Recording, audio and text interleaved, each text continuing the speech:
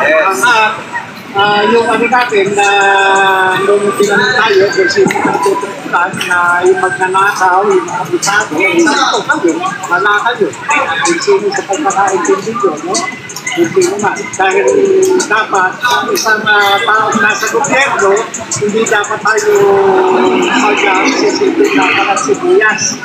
Dapat marunong tayo tumaligyan. Marunong tayong kumalapa, marunong tayong pakinggan yung damdamin ng taong bayan.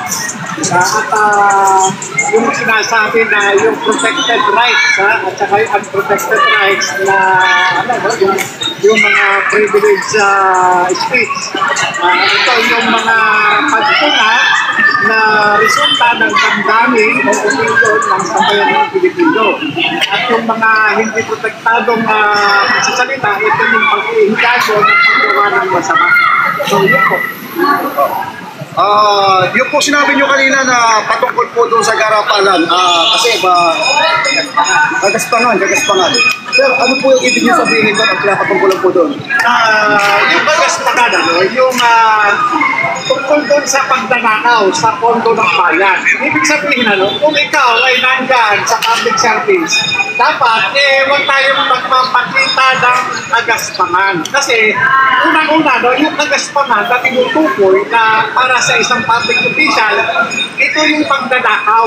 Mga nakikita, napapansin ng taong bayan. Dapat walang ganon walang ganon. Kapag tayo ay nakakarinig, yan ako natatanong sa statement ni Morales. dahil may nakikita sa atin.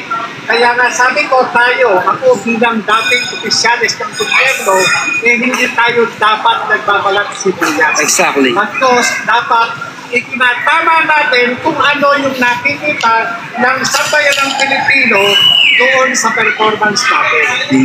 Sir, inaasahan niyo po ba na ganito yung magiging outcome? I mean, walang makukontem sa inyo kahit pa may mga personal na galit yung mga congressman? Hindi natin inaasahan. Sa katunayan, ako'y nagpaalam sa aking may bahay, ganun din sa aking mga anak, pati rin sa aking mga anak na kumakahon.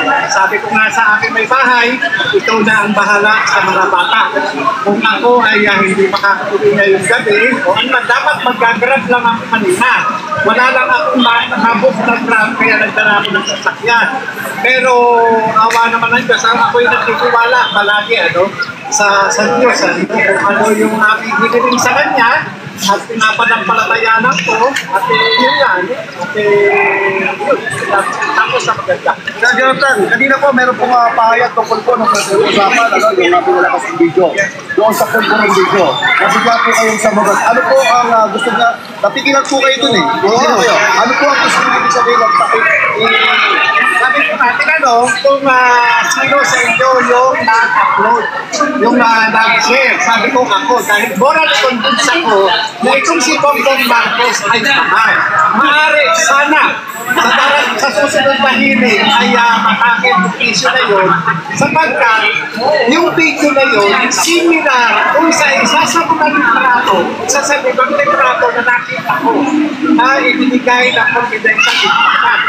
Kaya ako ay morally convinced na itong si Bongbong Marcos ay drug addict. Drug addict siya.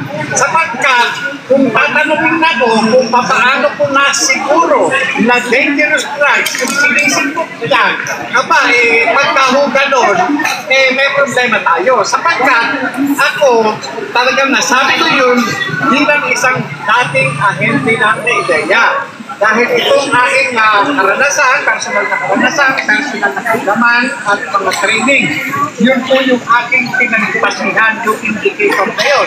Ngayon, kung sasabihin nila na hindi okay ang sinisinggot Bongbong Marcos, hindi dapat siya sa Malacanang, dapat siya sa mental hospital.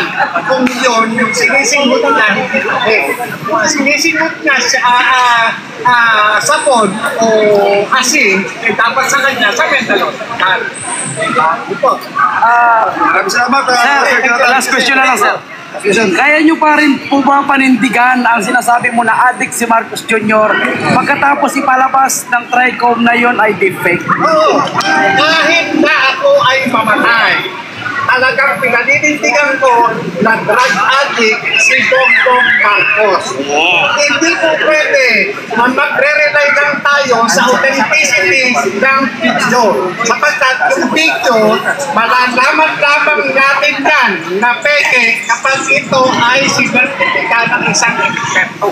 Sir, last question na lang po. Balik po sa subscriber. Sir, ano daw po masasabi nyo tungkol po sa pahayag ni Tebor Salakera at Maui? Alam ko po, pagka mga ang tao ay gumagamit ng ipinagbabawal na gamot, huwag natin paniwalaan. Yan!